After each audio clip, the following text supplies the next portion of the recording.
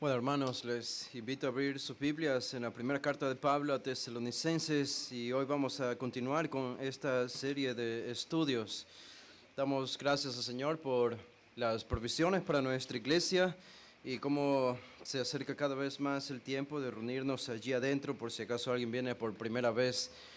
No es costumbre de reunirnos aquí afuera, pero lo hacemos temporalmente, como ya se mencionó.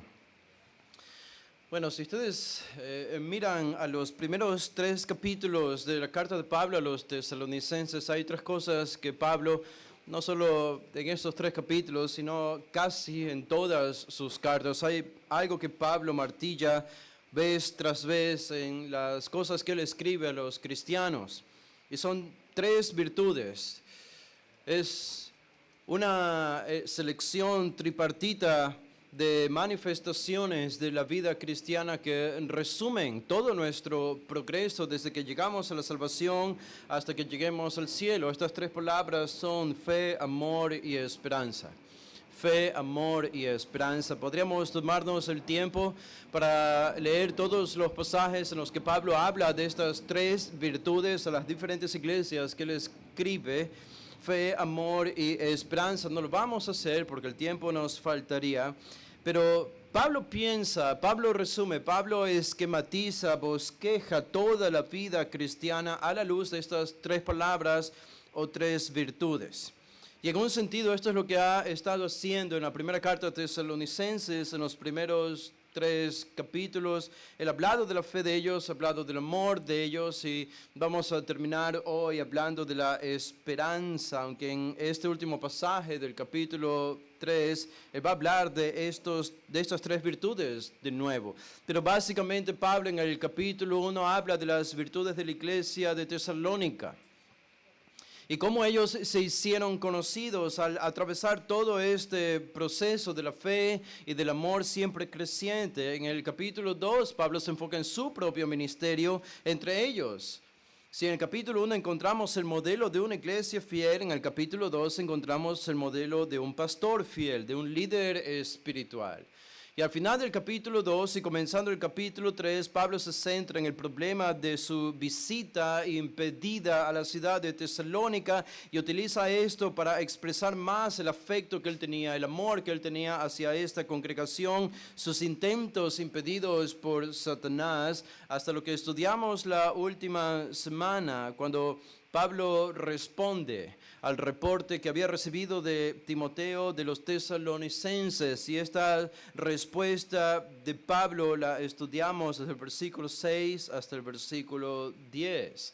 Ahora, ¿cómo termina Pablo? Y esto sería parte de su respuesta también. Bueno, Pablo termina como él siempre terminaba cuando concluía alguna sección importante que él escribía en sus cartas. ¿Cómo terminaba Pablo?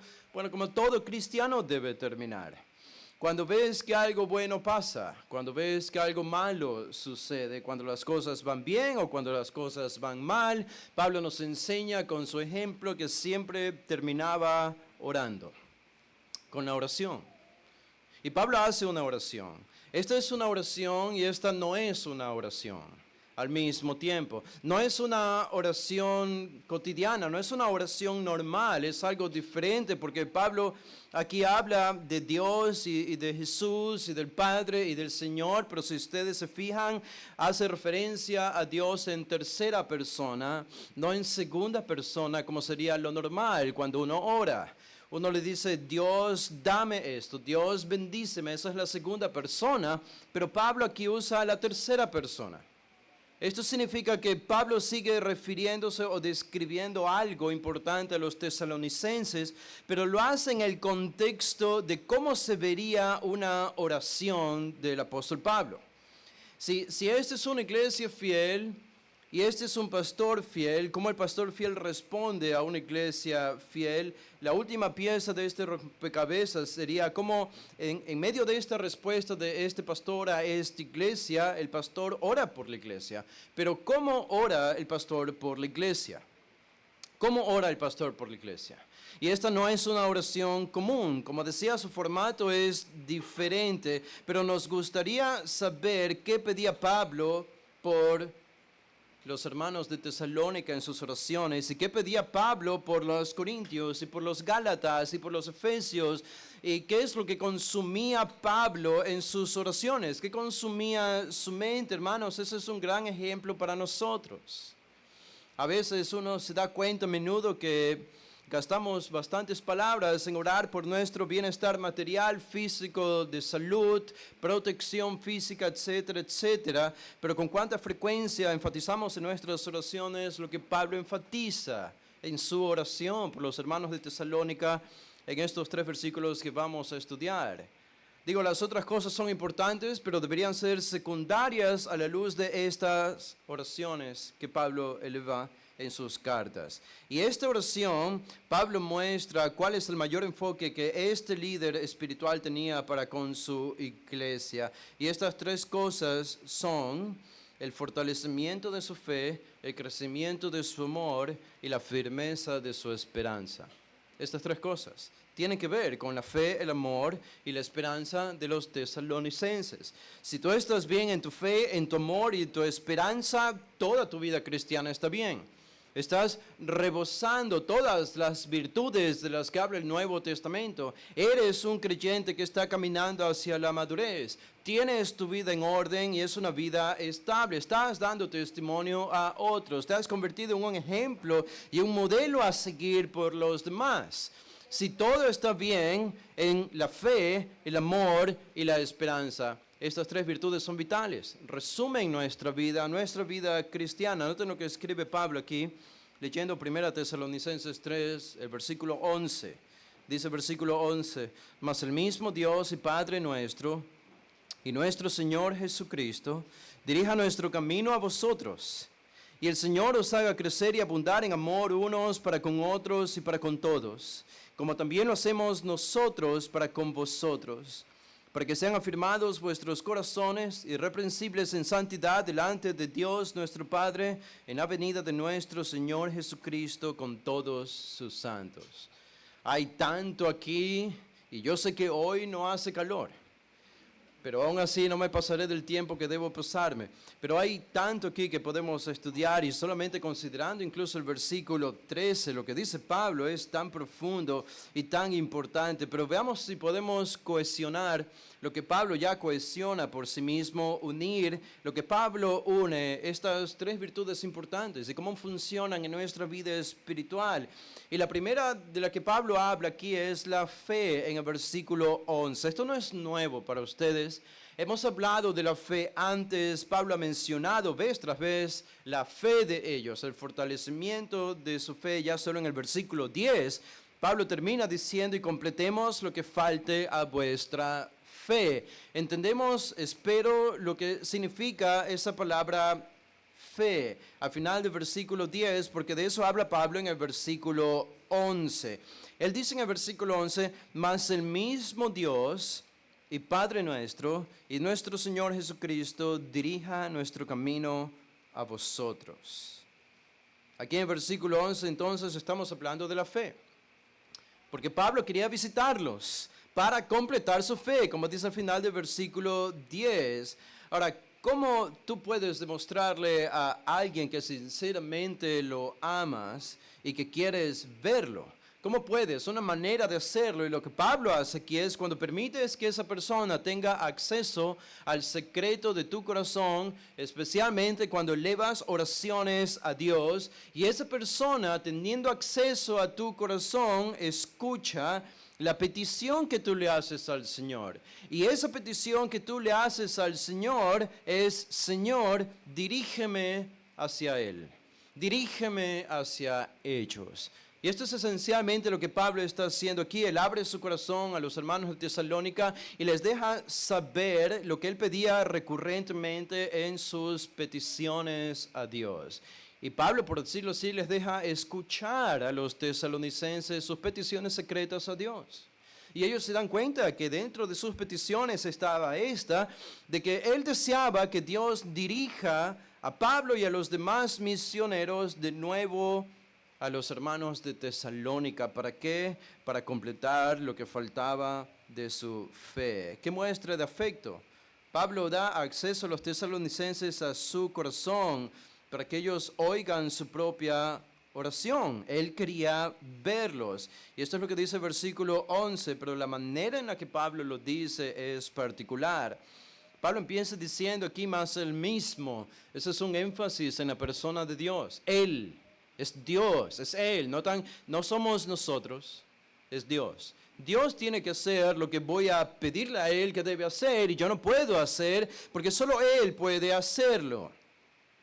Ese es un énfasis en la persona de Dios. Y lo que Pablo está diciendo aquí es Él el que debe dirigir nuestro camino a ustedes, no nosotros. Nosotros ya lo intentamos, pero Satanás nos lo ha impedido. ¿Se acuerdan? En el capítulo 2, el versículo 18, quisimos ir a vosotros, yo Pablo, ciertamente una y otra vez, pero Satanás nos estorbó. Debido a que Satanás nos lo impide, la única respuesta que podemos es pedirle a Dios que quite el impedimento de Satanás para que podamos llegar a ustedes y completar lo que falta a su fe. Este es el plan. El plan es la oración. El plan comienza con el corazón. En el corazón, desde el corazón, en una oración a Dios. Pablo creía en el poder de la oración. Pablo no habla a Satanás.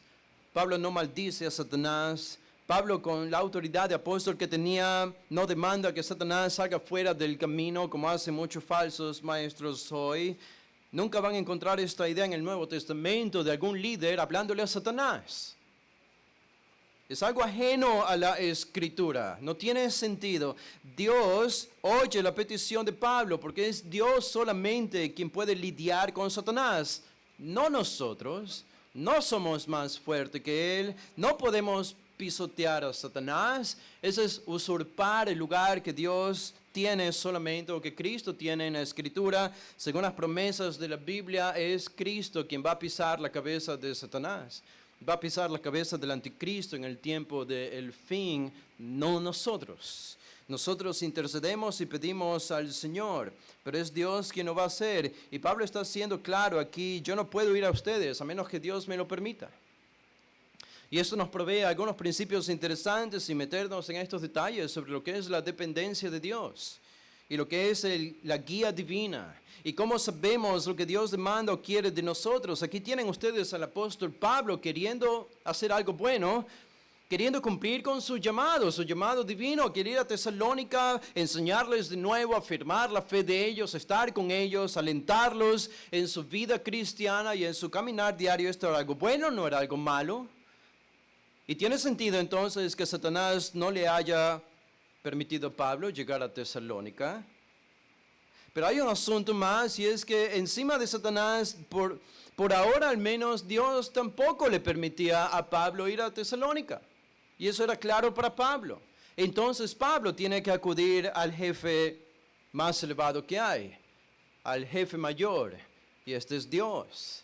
Entonces Dios es el que tiene que dirigirme hacia ustedes. Pablo no tomó el barco de Jonás para desobedecer a Dios e irse fuera de su voluntad. Él vivía dentro de la voluntad de Dios y está haciendo lo que debe hacer. Y esta es una gran lección para los hermanos de Tesalónica, de lo que significa sometimiento a la voluntad de Dios, dependencia de Dios y dependencia a su voluntad. Y esto es lo que Pablo está haciendo aquí. Ahora, noten a quién Pablo hace esta petición. Él dice, y él mismo, dice más él mismo, Dios y Padre nuestro. Y añade, y nuestro Señor Jesús. Reina Valera dice Jesucristo, pero originalmente no está la palabra Cristo, es solo Jesús, el Señor Jesús. Aquí Pablo dice entonces más el mismo, Dios y Padre nuestro y nuestro Señor Jesús. Ahora, ¿qué tiene de llamativo eso? Bueno, es muy interesante. En primer lugar, Pablo parece que está poniendo dos atributos a la persona del Padre y a la persona del Hijo que normalmente, que terrenalmente habrían sido difíciles de ver para cualquier mortal. Al Dios que siempre ha sido el Dios exaltado, Dios le llama Padre. Padre. No es una nueva nomenclatura ni atributo para Dios. Él ya es llamado Padre desde el Antiguo Testamento. En Isaías 66, el versículo 16, Isaías dice, pero tú eres nuestro Padre. Tú eres nuestro Padre. En promesas tan importantes como las de Jeremías 31, de nuevo se hace referencia a Dios como Padre, incluso en contextos proféticos, como en Malaquías 1, cuando Dios acusa a la nación de no haberlo honrado como Padre. En Malaquías 1:6, el propio Jesús, cuando estaba orando, enseñó a sus discípulos a orar. Él mismo enseñó en Mateo 6, nuestro Padre o vuestro Padre sabe de qué cosas tenéis necesidad antes que vosotros le pidáis. La idea entonces de un padre es alguien que provee, es alguien que protege, es alguien que cuida, es alguien que guía, es alguien que está cerca de su hijo, es alguien que debe ser honrado por su hijo. Y Dios aquí es llamado Padre por el apóstol Pablo. Esto es un padre, especialmente en el contexto del Antiguo Oriente, no tanto el de hoy, porque ha perdido autoridad, pero en el contexto del Antiguo Oriente, el padre era la persona más respetada en la sociedad, en cada unidad familiar, en cada ciudad. El padre se le debía sumo respeto, obediencia, sujeción y honra. Y esa es la idea, y por eso Dios es descrito como Padre. Y también porque un Padre provee, por lo tanto Dios provee. Y Pablo agrega aquí, porque él no solo dice que él le pide esto a Dios y Padre nuestro, no era solo el Padre de Pablo, era el Padre de los tesalonicenses y es nuestro Padre también. Pero Pablo añade, y a nuestro Señor Jesús, y esto es lo que llama la atención. Pablo dice, a Dios el Padre y a nuestro Señor Jesús. Jesús había vivido alrededor de 30 años aproximadamente para cuando Pablo escribe estas palabras. En otros términos, cuando Jesús vivió, murió y resucitó, unos 30 años después o 40 años después, Pablo escribe esta carta. Ahora, pueden imaginar esto, la mayoría de las personas, sobre todo en Israel, aún fuera de Israel, habían escuchado acerca de un hombre llamado Jesús, que había sido, desde la perspectiva de ellos, un mortal, un hombre de carne y hueso igual a nosotros, y que había muerto en una cruz. Ahora, a este mismo hombre, Pablo le está elevando una oración. A este hombre que murió hace 30 años, Pablo le ora. Y Pablo no es cualquier persona, Pablo es un judío fuertemente monoteísta. Tenía una perspectiva elevada acerca de Dios. Él no creía en varios dioses, sino solo en un Dios, como todos los judíos. Y Pablo, siendo judío, creyendo en un solo Dios, arraigado esto de todo el Antiguo Testamento, no otros dioses, un solo Dios, todo exaltado. Aún así, Pablo eleva una oración no solo a Dios el Padre, sino a un tal Señor Jesús. ¿Qué nos dice esto acerca de la divinidad de Jesús? Pablo está atribuyendo divinidad al Señor Jesús, porque incluso lo introduce a Jesús con la palabra kurios, que es Señor, que es el soberano. ¿Notan? A Dios, Pablo lo describe con un término íntimo de cercanía. Y a Jesús, que fue conocido como un hombre, Pablo lo describe con un término de soberanía y de exaltación. Es claro lo que Pablo está haciendo aquí, es una clara enseñanza para los hermanos de Tesalónica. Esta es la teología de Pablo, pero hay algo que sorprende acerca de este pasaje todavía más. Y es que Pablo, cuando él ora a Dios el Padre nuestro y a nuestro Señor Jesucristo, utiliza un verbo que aparece en singular, aunque debería aparecer en plural. Porque Pablo habla de dos personas diferentes, el Padre y el Hijo. El Padre y el Hijo, y aún así dice, Él dirija nuestro camino a vosotros. Él dirija, ¿quién? ¿El Padre o el Hijo? Porque Él está hablando en singular, y la respuesta de Pablo, si tú le preguntas, ¿a quién te refieres, Pablo? Porque hablas en singular, que Él dirija nuestro camino a vosotros. Esto no es un error gramatical. Pero la pregunta, ¿a quién te diriges, al Padre o al Hijo? Y la respuesta de Pablo es, sí, me refiero al Padre y me refiero al Hijo. ¿Y por qué en singular? Esto no era imposible de hacer en el idioma griego. Pocos ejemplos hay, pero hay ejemplos en los que hay varios sujetos con un verbo singular, a pesar de que son más de uno. Pero es imposible no ver lo que Pablo está comunicando aquí, que ya habría sido una confesión de fe temprana en la iglesia primitiva, que era la deidad y la divinidad del Hijo de Dios, de manera que Pablo libremente puede salirse de los libretos de la gramática si necesitaba, para utilizar un verbo singular a pesar de hacer referencia a dos personas. Dios el Padre y Dios el Hijo dirija. ¿Por qué? Porque es una misma esencia, porque es un solo ser, porque es un solo Dios. Esta es una de las más tempraneras enseñanzas sobre la doctrina de la Trinidad. Esto es mucho antes del Concilio de Nicea. Esto es mucho antes del credo niceno. No necesitas un credo, no necesitas un concilio histórico para creer lo que la Biblia enseña sobre la Trinidad. Aquí está claro, incluso el propio Atanasio, que fue el campeón del credo niceno y que ayudó al cristianismo a entender mejor la doctrina de la Trinidad, vio en este pasaje un argumento a favor de la Trinidad. Y esto es lo que tenemos aquí. Pablo puede escribir esto con libertad, claro, porque la Biblia describe a un Dios que es infinito, así que debes esperar que este Dios infinito que es descrito por hombres inspirados por el Espíritu, de vez en cuando salga fuera del molde de lo que es lógico para nosotros o de lo que es gramaticalmente aceptable para nosotros. Y esto es lo que Pablo dice. Ahora, ¿cuál es la petición? Esencialmente que Dios, el Padre y el Hijo, el Señor Jesús, dirijan nuestro camino a vosotros. La palabra dirigir es de manera muy interesante. Esta palabra hace referencia a quitar obstáculos del camino. Ahora, tú y yo sabemos cuál era ese obstáculo en el que Pablo estaba pensando. ¿Cuál era? Era Satanás. Era Satanás. Lo que leímos en el capítulo 12, versículo 18, porque Satanás no le permitía llegar a Tesalónica. La petición de Pablo es: deshazte de este obstáculo, Señor, si tú quieres, si es tu voluntad. La idea era de enderezar completamente algo, hacer algo derecho, hacer algo recto, un camino bien establecido para cruzar por allí. Esa es la declaración de Pablo. Esa es su petición. Ahora, la intención de Pablo, ¿cuál es? Siempre era fortalecer la fe de los creyentes. Esa era siempre la intención de Pablo. Por eso al final del versículo 10, completemos lo que falte a vuestra fe, y por eso que Dios dirija nuestro camino a ustedes. ¿Para qué? Para fortalecer su fe. Este era el meollo del asunto. Por eso Pablo quería llegar a Tesalónica.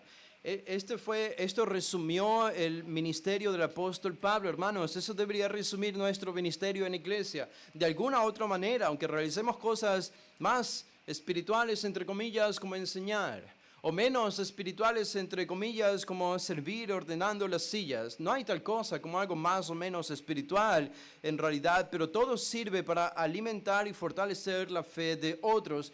Y Pablo vivía para esto. En Hechos, el capítulo 14, el versículo 22, se describe lo que hacía Pablo y dice: confirmando los ánimos de los discípulos, exhortándoles a que permaneciesen en la fe.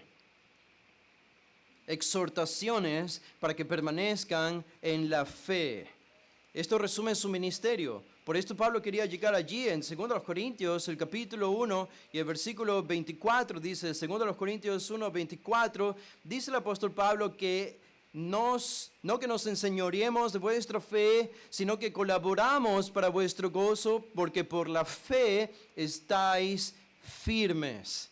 En el capítulo 5, el versículo 7 de 2 Corintios, Pablo de nuevo dice, 5, 7, dice, porque por fe andamos, no por vista. Él resume su propia vida espiritual utilizando la palabra fe. Y un texto que incluso puede ser más descriptivo que estos, lo encontramos en lo que Pablo dice a los Colosenses, en el capítulo 1, versículo 23. Colosenses 1, 23, Pablo termina diciendo: si en verdad permanecéis fundados y firmes en la fe y sin moveros de la esperanza del evangelio que habéis oído.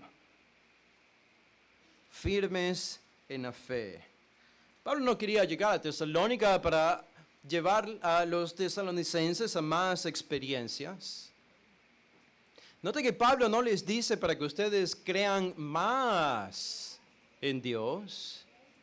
La idea de Pablo no era que ellos crean más fuerte en las cosas que ya creían.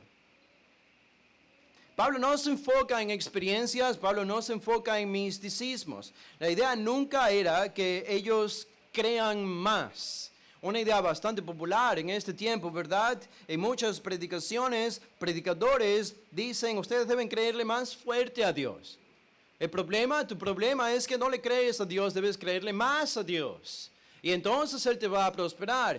Y entonces Él te va a guiar. Entonces vas a ver lo que Dios hará por medio de ti. Llegarás al siguiente nivel en tu vida cristiana solo si crees más fuerte en Dios. Y de nuevo, este es un vocabulario extraño para la Biblia. Pablo no conoce este lenguaje. El hombre que se acercó a Jesús le pidió, Señor, ayuda mi incredulidad. Ayuda mi incredulidad. No fue ayúdame a ser menos incrédulo y a tener más fe. Es o crees o no crees. O tienes fe o no tienes fe. Cuando los propios discípulos se acercaron a Jesús y le dijeron, incrementa nuestra fe. Incrementa nuestra fe. ¿Acaso esa es una base para decir que eso está bien? No.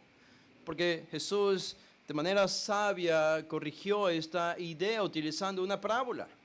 Y enseñando a los discípulos que aunque tengan una fe del tamaño de un grano de mostaza, podrían hacer que montes sean removidos. Lo que enseña allí Jesús es que el punto de la fe no es creer más fuerte a Dios. La vida cristiana no se trata de creerle más fuerte a Dios. Hemos sido inoculados con ese tipo de enseñanzas en los últimos años, lamentablemente, en nuestra iglesia. La Biblia simplemente enseña o crees a Dios o no le crees a Dios. El resto va a ser demostrado por tu comportamiento y por los frutos.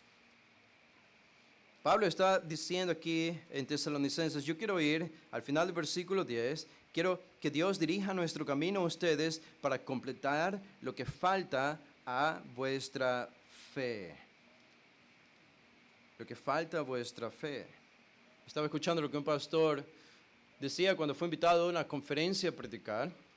Y él en esta conferencia se limitó a explicar un pasaje de la Biblia versículo por versículo. Cuando terminó de predicar y se sentó, apareció el moderador, salió al frente, tomó el micrófono y dijo frente a toda la congregación donde el pastor había predicado en esta conferencia, y el moderador dijo, ¿qué iglesia tan fría debe ser la iglesia donde predicas tú? Si predicas siempre así. Y le preguntó, ¿predicas siempre así? De esta manera, solo un versículo después de otro versículo y te limitas a explicar la Biblia. Y él dice, acabo de predicar el sermón del siguiente domingo. Eso es lo que yo hago en la iglesia. Y notan, para los evangélicos hoy es tan ajeno escuchar que una predicación verdadera debe limitarse a explicar lo que enseña la Biblia, en lugar de enseñar con esoterismos cómo supuestamente creerle más fuerte a Dios para crecer y avanzar a tu siguiente nivel espiritual. El plan de Pablo no era ese. El plan de Pablo era llegar a Tesalónica, agarrar su Antiguo Testamento y explicarles el Antiguo Testamento a los hermanos de Tesalónica. Eso unido, armonizado, complementado con lo que Pablo sabía acerca de Jesús y las enseñanzas de Jesús y la obra de Jesús en la cruz y su segunda venida. Todo esto habría sido el cúmulo de enseñanzas de Pablo y la razón por la que quería llegar a Tesalónica. La fe no puede ser explicada sin la verdad. La fe no puede ser explicada sin teoría, sin doctrina, sin enseñanza doctrinal. Ustedes vienen aquí a la iglesia y saben en un sentido lo que están haciendo. Ustedes están siendo adoctrinados. Eso es lo que hacemos en la iglesia. Ser adoctrinados. Está mal que nos adoctrinen allá afuera con ideas falsas. Está bien cuando somos adoctrinados con la palabra de Dios. No es una mala palabra, es bueno siempre y cuando la información sea buena. Y la información viene de la palabra de Dios. La fe, por tanto, de la que tanto Pablo habla aquí, es una fe que está cimentada en la verdad de la palabra de Dios. Cuando tu fe crece es cuando tu conocimiento de la palabra de Dios crece.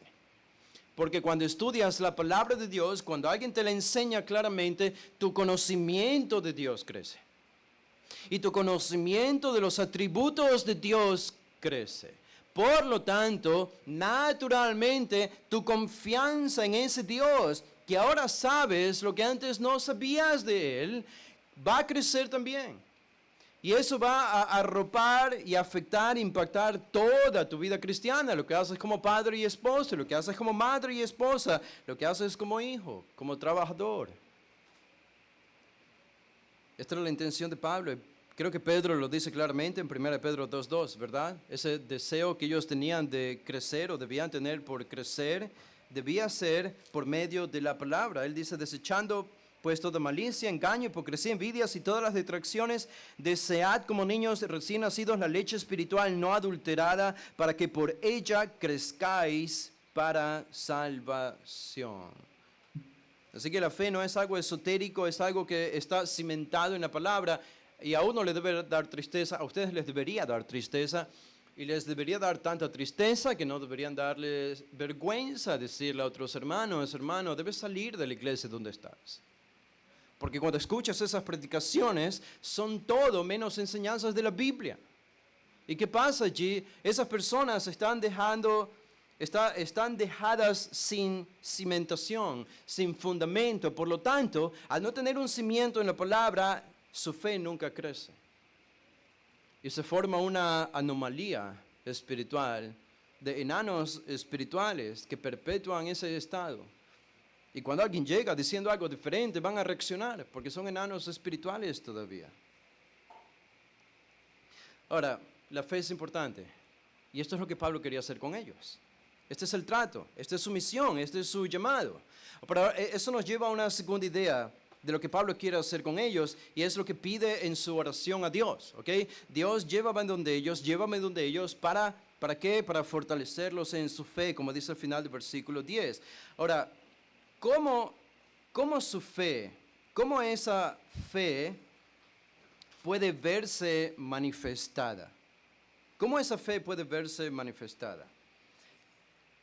La vida de un hermano, la vida de hermanos, cuando contemplamos qué es lo que medimos, qué es lo que pesamos, qué es lo que contamos con nuestras manos, para considerar si la fe de otros, y más importante, la nuestra propia, en realidad está cimentada en la palabra de Dios y está siendo fortalecida, como Pablo quería y manifiesta en versículo 10 y versículo 11.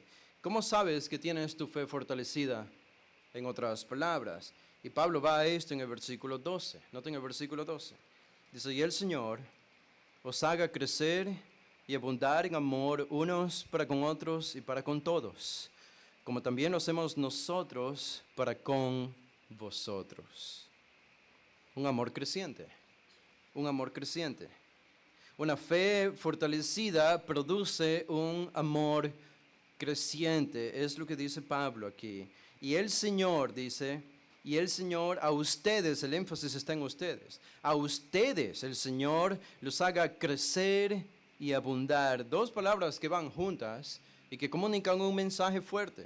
Pleonazo, que es crecer, es hacer más o incrementar algo que uno no tiene.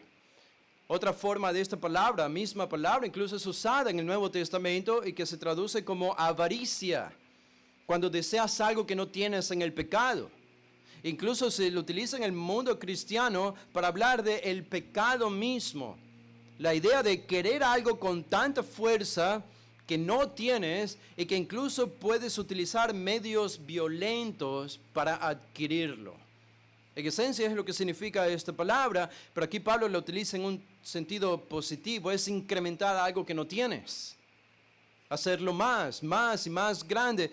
Y la segunda palabra que Pablo usa es abundar, crecer y abundar. Y esa palabra abundar es simplemente hacer que algo rebose, como un vaso de agua que rebose, que se riegue por todo su contorno. Esa es la idea. La idea de Pablo y el énfasis es crezcan, pero sigan creciendo y abunden en crecimiento y nunca dejen de crecer y superabundar. Es lo que Pablo está diciendo literalmente.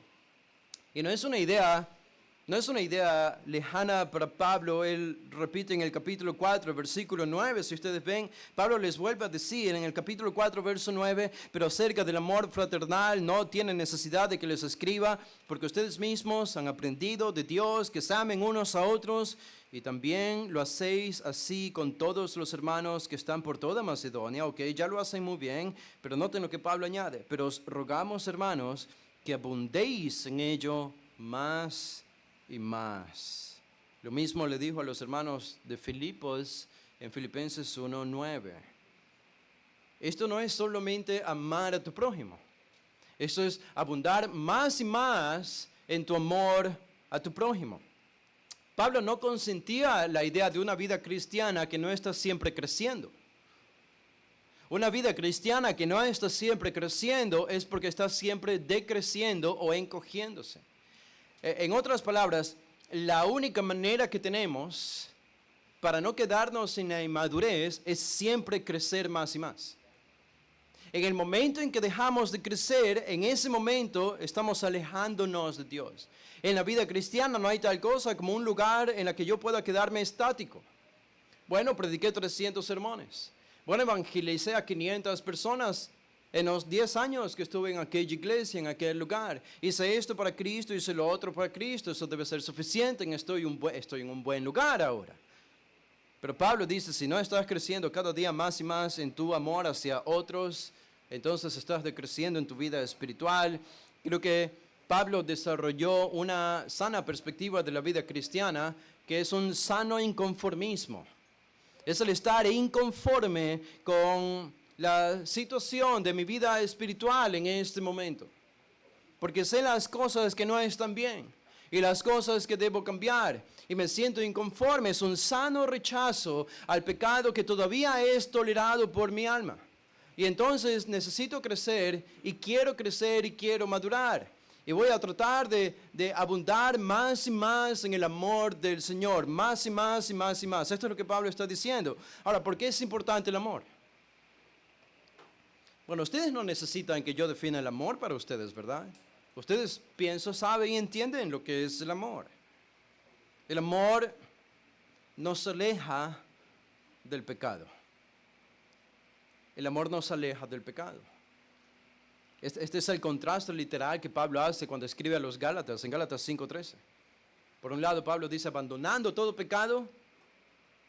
¿Cómo reemplazas estos pecados? Amaos unos a otros. El amor nos aleja del pecado. Cuando amas a las personas, dejas de pecar. ¿Por qué? Porque estás sumergido en pensamientos, actitudes y acciones que tienen la intención de hacer bien a los demás. No hay espacio allí para el orgullo entonces. No hay espacio allí para pensar tanto en mí, en mi gratificación, en lo que me hace sentir bien a mí, lo que me hace sentir cómodo a mí. Incluso algunas de estas cosas pueden ser pecaminosas, pero cuando hablas del amor y amas, sales fuera de tus contornos. Y piensas, ¿qué es lo mejor que puedo hacer por los demás?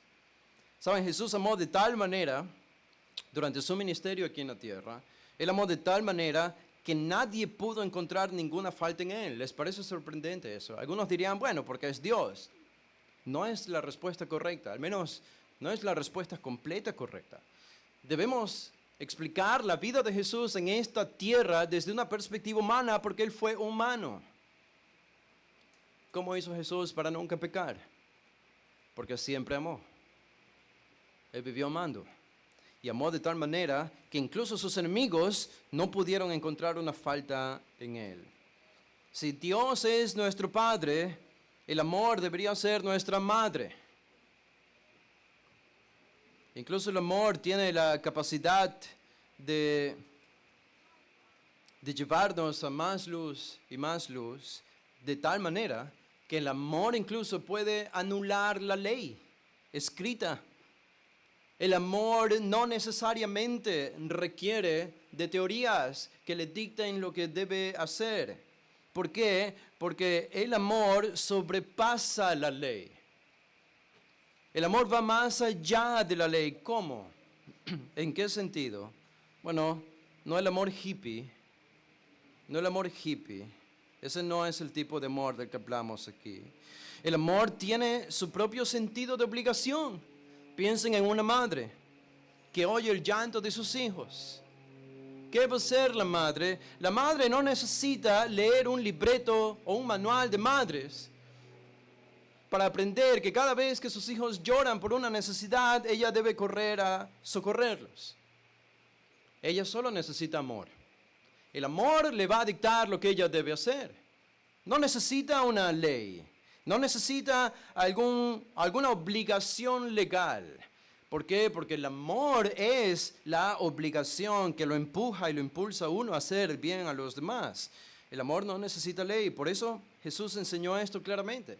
Esa es la esencia de la enseñanza de Jesús en el Antiguo Testamento, que ya venía en el Antiguo Testamento, el mandato al pueblo judío, al pueblo de Israel, de amar a Dios con todo el corazón, mente, fuerza, y amar al prójimo como a uno mismo. Estos dos mandamientos. Por eso el pueblo de Israel, a pesar de sus fracasos, de su paganismo en el Antiguo Testamento, sobre todo después del exilio, el pueblo de Israel fue un ejemplo de lo que es respetar el bien de los demás, el bien ajeno.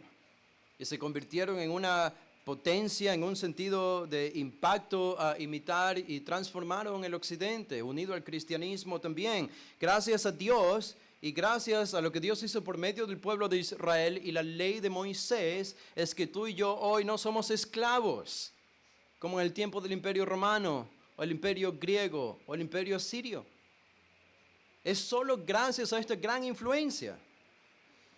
Y Jesús lo resumió de manera magnífica en Marcos el capítulo 12. Él dice, el versículo 28, en Marcos 12, 28, acercándose uno de los escribas que los había oído disputar y sabía que les había respondido bien, le preguntó, ¿cuál es el primer mandamiento de todos? Y Jesús respondió, el primer mandamiento de todos es, oye Israel, el Señor nuestro Dios, el Señor uno es. Y dice, y amarás al Señor tu Dios con todo tu corazón y con toda tu alma y con toda tu mente y con todas tus fuerzas. Este es el principal mandamiento. Y el segundo es semejante, amarás a tu prójimo como a ti mismo. No hay otro mandamiento mayor que estos. ¿Entendemos por qué Jesús resumió toda la ley con estos dos mandamientos del amor a Dios y al prójimo? Porque si amas a Dios y al prójimo, vas a hacer todo lo que es mejor para ellos. Y esto supera la ley. No necesitas tantos códigos de conducta, porque la ley va a dictar lo que es mejor para las personas. Y Pablo, regresando a Tesalónica, él está diciendo, ustedes deben amar, ustedes saben lo que es el amor, pero ¿saben qué? Deben crecer y abundar. Deben crecer y abundar, deben multiplicar este amor. Y deben multiplicar este amor hacia quién, unos para con otros y para con todos. En primer lugar, el amor hacia los hermanos de la iglesia, y en segundo lugar, para las personas que están fuera de la iglesia. Nosotros somos deudores a la civilización en la cual vivimos, y nuestra deuda con ellos es el amor. Le debemos el amor a la gente, le debemos el amor incluso a nuestros enemigos, le debemos el amor a todos. Y Pablo dice, tenemos una perfecta razón en Romanos 5 para amar incluso a nuestros enemigos. ¿Cuál es? Que Dios nos amó cuando nosotros éramos enemigos de Dios. Por lo tanto, debemos hacer lo mismo con los demás, que son nuestros enemigos. Es el amor. Y el amor de Pablo y de los misioneros también crecía por los hermanos de Tesalónica. Pablo dice, yo no les enseño solo en teoría, yo les enseño por la práctica también. Al final del versículo 12 dice, como también lo hacemos nosotros para con vosotros. Es decir, mi amor, Pablo dice, mi amor hacia ustedes también está creciendo y abundando más. Yo los amé a ustedes cuando no eran creyentes, cuando eran impíos. Eran mis enemigos en Tesalónica, eran enemigos de Dios, pero yo fui, llegué y prediqué el Evangelio, y esa fue una demostración de mi amor hacia ustedes. Ahora, cuando llegaron a Cristo, fueron transformados, empecé a amarlos más todavía. Y ahora que ha pasado tanto tiempo entre nosotros sin verlos, mi amor solo se ha incrementado por ustedes. Este es el camino, es la pendiente cuesta arriba que debemos seguir del amor. Es un amor siempre creciente y es lo que nosotros debemos hacer. Ahora, Pablo es claro entonces. Él quiere llegar a Tesalónica para afirmar la fe de los hermanos, fortalecer su fe. Este fortalecimiento se hace en base a lo que enseña la palabra de Dios, al conocimiento de Dios. Incrementas tu conocimiento de quién es Dios y quién es Cristo, y entonces tu fe es fortalecida porque confías más en Él, confías más en sus promesas, comienzas a conocer más las promesas que Dios hace en su palabra. Bueno, tu confianza crece, tu vida espiritual se ve afirmada, y eso ¿cómo se va a manifestar externamente? Vas a empezar a amar a los demás. Vas a empezar a amar a tu prójimo, a los de la iglesia, a los de fuera de la iglesia, a los enemigos fuera de la iglesia, a veces a los enemigos dentro de la iglesia. No es nada fácil, ¿verdad? Pero incluso el amor llega a empapar a todos ellos. Por decirlo así, la fe que es fortalecida se ve salpicada fuera de una persona por medio del amor. El amor es la fe aplicada a otros. El amor es la fe aplicada a otros. Y Pablo está diciendo que, para terminar, el versículo 13, el último componente o petición de Pablo aquí, una esperanza firme, o una esperanza que purifica, como decía alguien, una esperanza firme que purifica. El 13 dice, ¿para qué? ¿Para qué? ¿Cuál es el propósito? ¿Cuál es el propósito de que Dios me dirija a ustedes para completar su fe y que ustedes crezcan en amor más y más y más y más en abundancia? ¿Cuál es el propósito de todo esto? Verso 13, para que sean afirmados vuestros corazones. Afirmados vuestros corazones.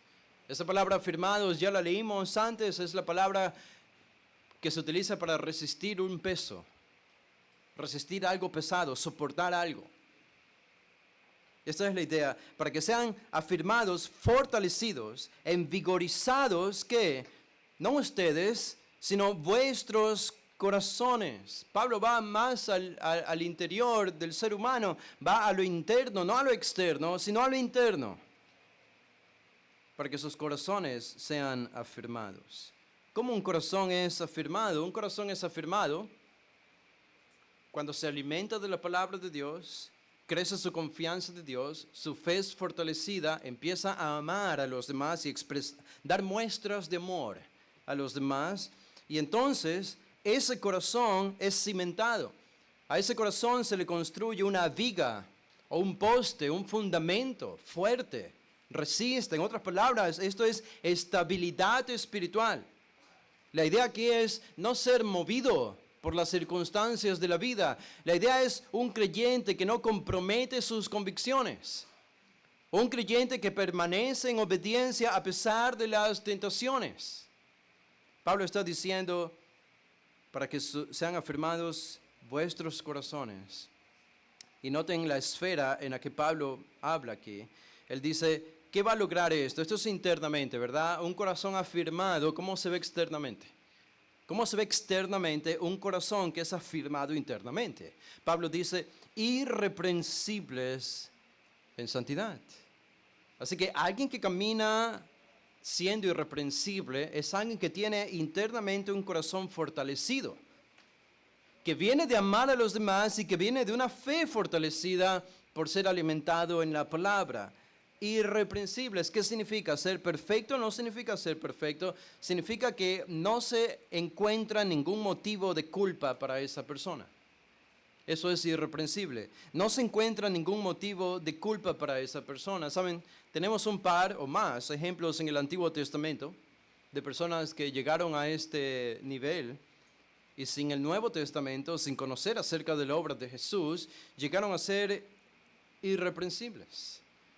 Y ustedes recuerdan muy bien, uno de estos personajes, bueno, uno de ellos fue Abraham, otro de ellos fue Noé. En el Antiguo Testamento es llamado irreprensible. En el Nuevo Testamento los padres de Juan el Bautista fueron llamados irreprensibles en todos los caminos del Señor.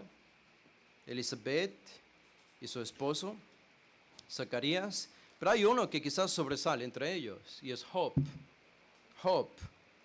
Porque el caso de Job es particular. En Job 1:1 dice, hubo en la tierra de Uz un varón llamado Job, y este hombre era hombre perfecto y recto. Esa sería La palabra que nosotros estamos viendo aquí, irreprensible, temeroso de Dios y apartado del mal. En otras palabras, a Job no podías encontrarle un motivo para culparle de algo. Job era perfecto, Job no era perfecto, pero no podías encontrarle un motivo para culparle de algo. Esto era Job. E incluso en la historia que se narra aquí, Satanás no pudo encontrar algo para culpar a Job. Y entonces intercede Satanás ante Dios para que Dios empiece a quitarle cosas a Job, a ver si Job estaba adorando a Dios por los beneficios que Dios le daba, o si realmente lo hacía de corazón. Pero ni siquiera Satanás, el gran acusador de nuestros hermanos, pudo hallar algo de qué acusar a Job. Este es un tremendo ejemplo de vida. Ahora, si alguien en el Antiguo Testamento fue capaz de hacer esto, ¿creen que nosotros no? Que tenemos el Nuevo Testamento, tenemos la revelación de Cristo en nosotros, que vivimos en la era de la iglesia. Pablo está diciendo para que anden irreprensibles en santidad. Irreprensibles en santidad. Santidad es lo que somos. Es una nueva naturaleza. Es el caminar nuevo delante de Dios.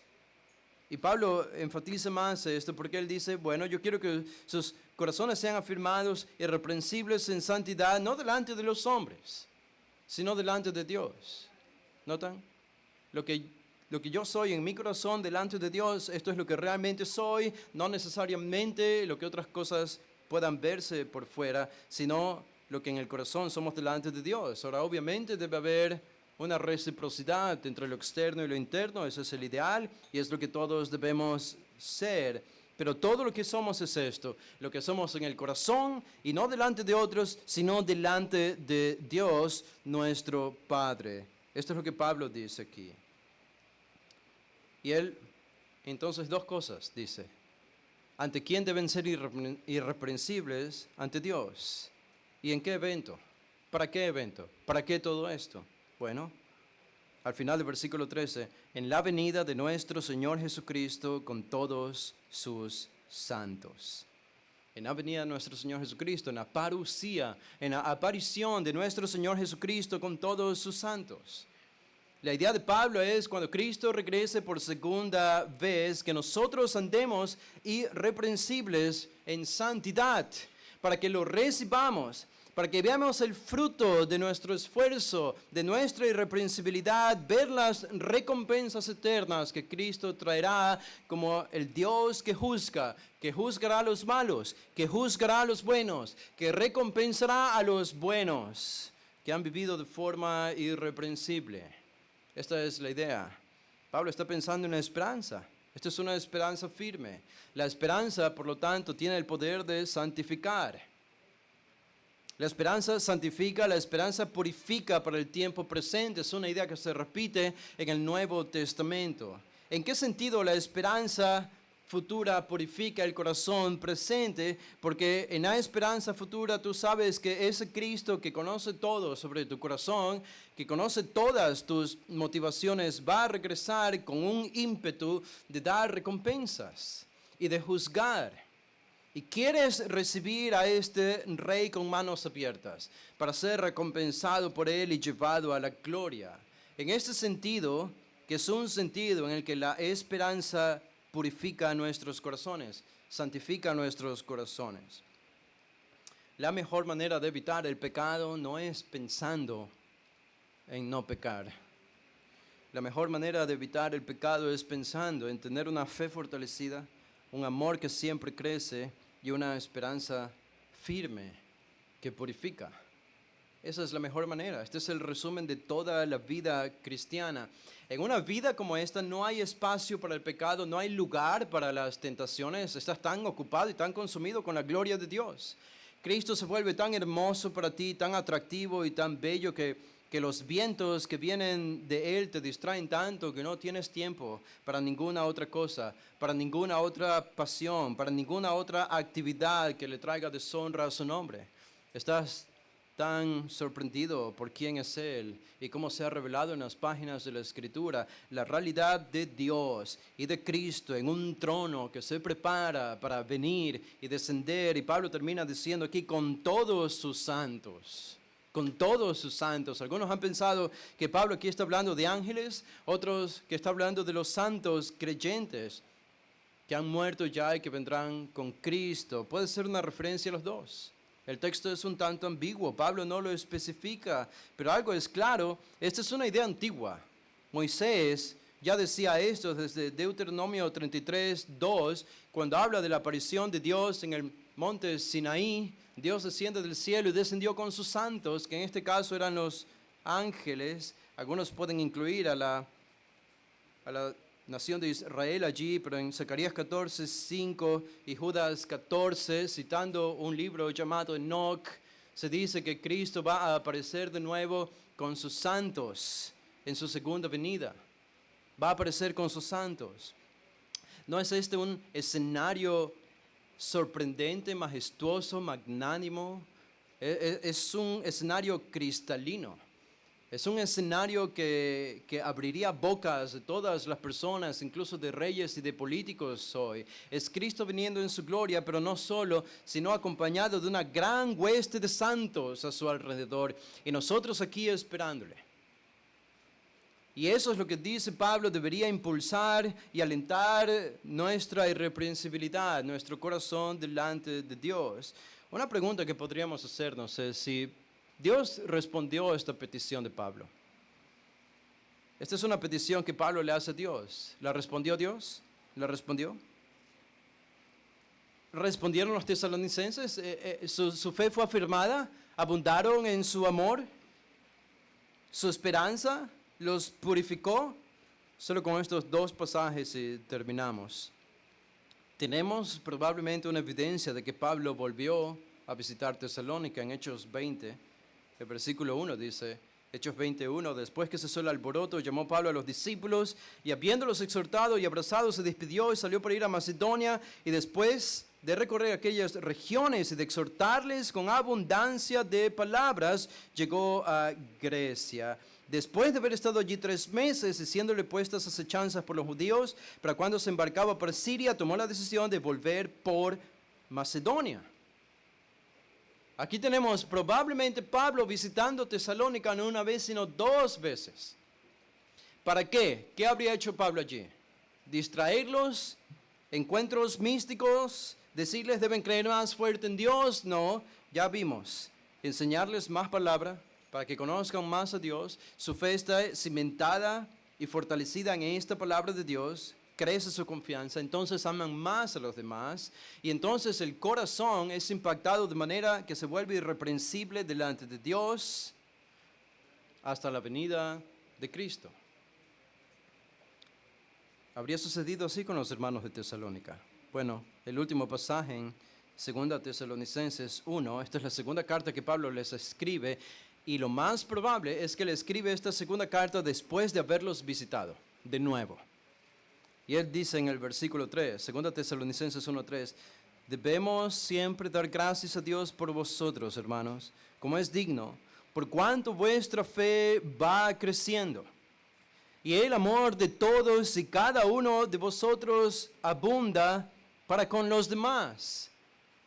Tanto, dice verso 4, que nosotros mismos nos gloriamos de vosotros en las iglesias de Dios, por vuestra paciencia y fe en todas vuestras persecuciones y tribulaciones que soportáis.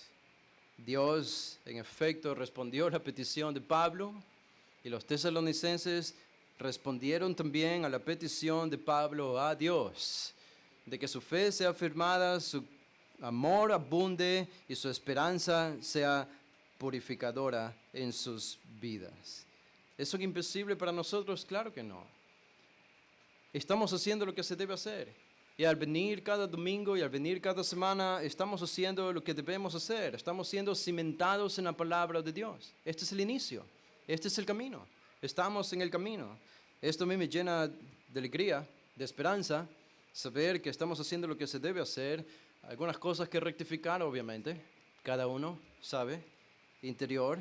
qué cosas deben ser cambiadas y rectificadas. Pero este es el plan, este es el esquema de nuestra vida cristiana. Padre, te damos gracias por este tiempo, por este día, por tu palabra, por lo que nos muestras con suma claridad. Este es el mapa de la vida cristiana.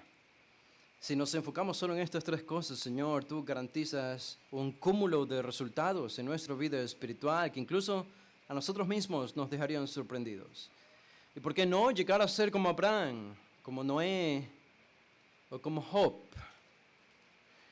Que nuestras vidas sean utilizadas de tal manera que aunque no queden escritas en un libro, sí nuestras vidas queden escritas en corazones de personas, de hombres y mujeres que vieron nuestro caminar aquí en la tierra. Llévanos, Señor, a este ímpetu por crecer en nuestra vida cristiana, por la madurez. Danos la gracia para cambiar las cosas que tenemos que cambiar en nuestra vida. Afirma nuestra fe. Muéstranos cuán glorioso eres en tu palabra. Muéstranos, Señor, la profundidad de tu misericordia y de tus gracias y de tus bondades. Tu poder soberano, que nadie puede controlarte y que controla todas las cosas y circunstancias en esta vida. Tú que eres este Dios, que también nos hagas abundar en nuestro amor para con los demás. Es lo que debemos. Es una obligación, pero es una obligación maravillosa porque es el amor que Cristo ejemplificó aquí en la tierra y que nuestra esperanza y nuestros corazones sean afirmados, siendo irreprensibles delante de ti. Esto pedimos, Señor. La petición de Pablo es nuestra petición. Y es nuestra petición para nosotros mismos y es nuestra petición para otros hermanos. En el nombre de Jesús, amén.